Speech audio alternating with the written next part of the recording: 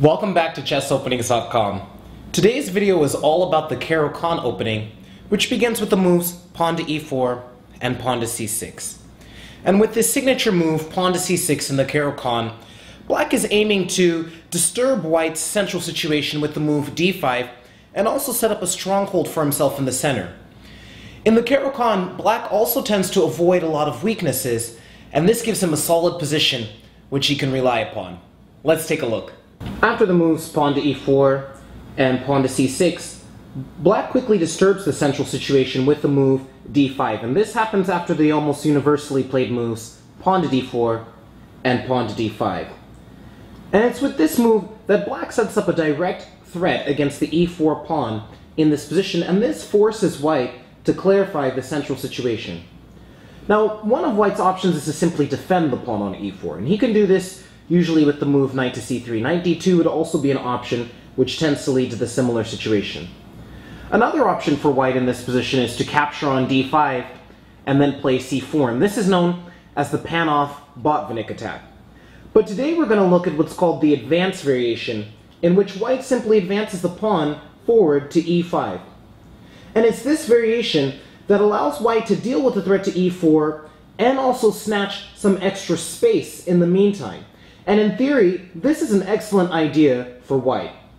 However, unlike, say, the French defense where Black would have played an early pawn to e6 move, Black now profits from his chance to develop the light-squared bishop outside of the pawn chain with the move bishop f5 before playing this move pawn to e6.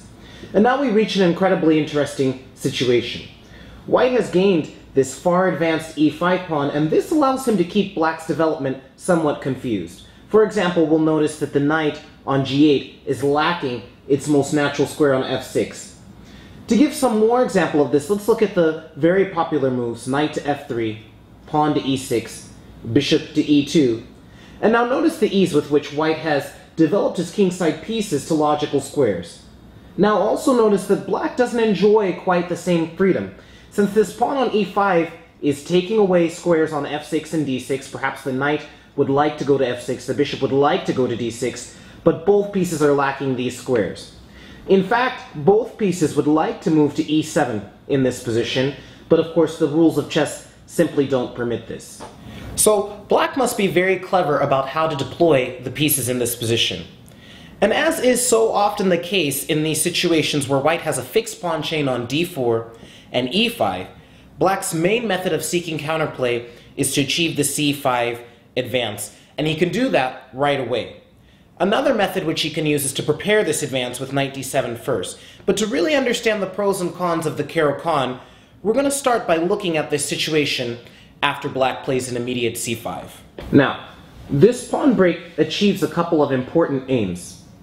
The very first thing it does is to put pressure on White's center, and it also provides a useful square for the knight on c6. But to understand this position more clearly, let's discuss what happens after the natural move pawn to c3. In fact, this move is not very popular, and we'll see why by making a comparison to the French defense. Because as it turns out, the exact same pawn structure in the center could have also arisen from the French defense. Let's take a look at that after the moves pawn to e4, pawn to e6, which is the French defense, pawn to d4, pawn to d5, e5, c5, c3, and just this basic moves knight c6 and knight f3. There are two key differences between this position. In the Caro-Kann, Black had managed to bring his bishop out to the f5 square.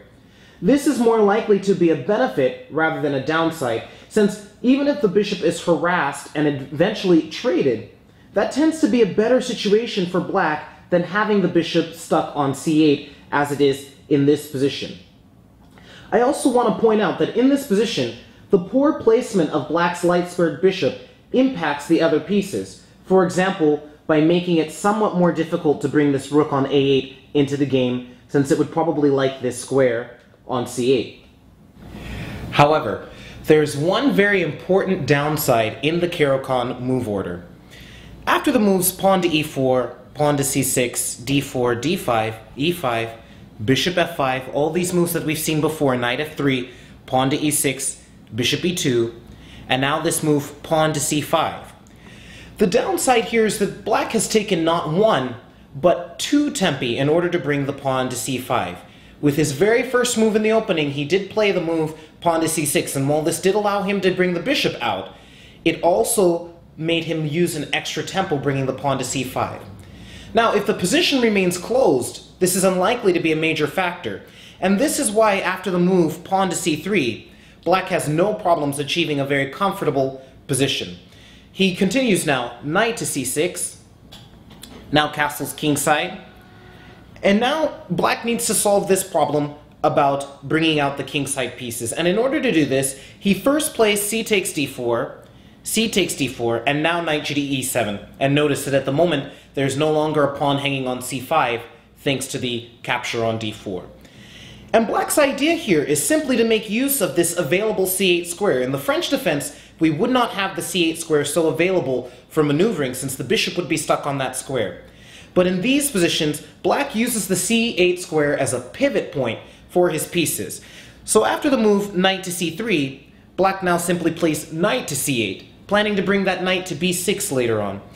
And now after bishop e3, he completes his kingside development. Bishop e7, rook c1, castles kingside, and black is in excellent shape. He's getting ready to play the moves knight b6, rook c8, perhaps maybe queen d7, and black has no real problems here. Despite the fact that white has kept a slight space advantage, white has not managed to create any real confusion for the black pieces, and it's for this reason that black has very little to fear in this position.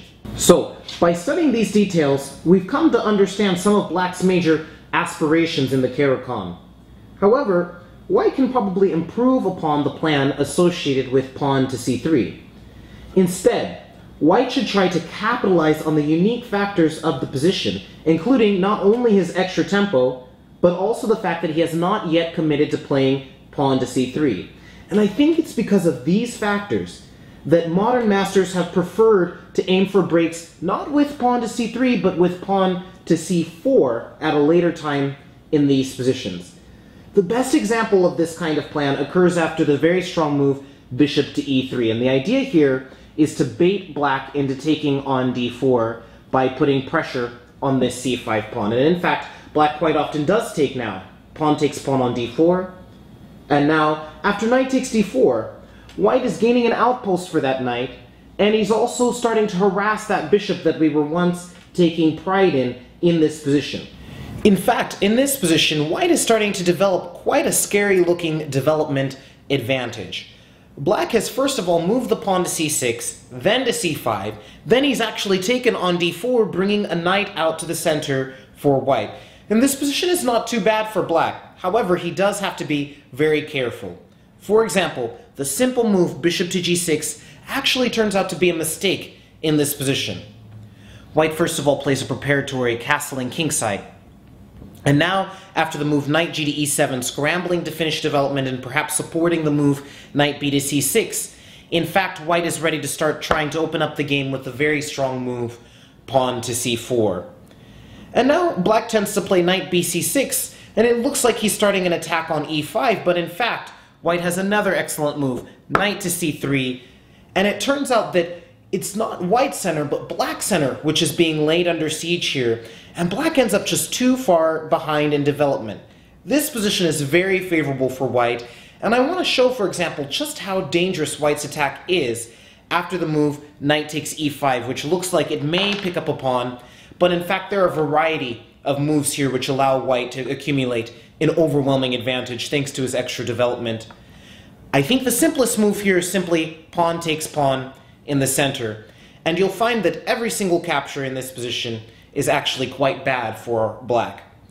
If he takes with the pawn, white would simply play the move f4, and now black would have to spend a move with the knight, and white is getting ready to play f5. So for example, let's play knight c4 attacking the bishop on e3, and certainly white would take on c4, and now he would play f5, and the bishop on g6 finds itself trapped. And in fact, there's no way to avoid losing a piece in this position, and so there's no way to take the pawn on d5.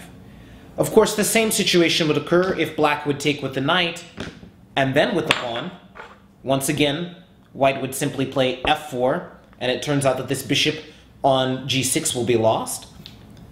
And thirdly, black could now recapture with the queen, but after the simple check on a4, it turns out that black is just way too far behind in development. If he just continues with, say, knight to c6, he always needs to count on simply moves like any rook bringing itself to d1, or bishop to f3, or both moves combined, and black's going to find himself just under tremendous pressure, which is in fact a lost position for black. So in fact, in this position, bishop g6 is probably just a mistake, and players handling the black pieces have largely preferred the move knight to e7. Now, in this position, taking on f5 is actually not that grand of an idea, since despite gaining the bishop pair, white has given black serious time for the comfortable development of his pieces. He's now already found an ideal post for the knight on f5, and he's attacking this bishop with tempo, so there's just no good reason to take on f5. Instead, white should choose between either the immediate c4, or he can choose to build this up with the move knight d2 followed by c4, and we'll just quickly take a look at this. For example, play often continues knight to c6, and now an interesting move here, knight 2 to f3, holding on to the e5 pawn in this case. When white maintains this pawn, and he still has this chance of breaking with c2 to c4. Now, all in all, these positions seem to offer white a tiny or slight advantage, but black's position is rock solid. With good knowledge of the positions which arise, black can count on a position without many weaknesses, and as you've seen, there's so much back and forth going on here. For example, white could have played c3 instead of knowing about this bishop e3 plan, and so there are so many subtle points that you can catch white with here that there are excellent reasons to still consider this as an excellent defense for black. That's all for today. The Caro-Kann is a very solid opening for black. Today, we've looked at some of the key ideas in the advanced variation. I hope you've enjoyed this brief tour and gotten some insight into the key ideas and key struggles which characterize the Caro-Kann opening. That's it for today, and I look forward to seeing you again.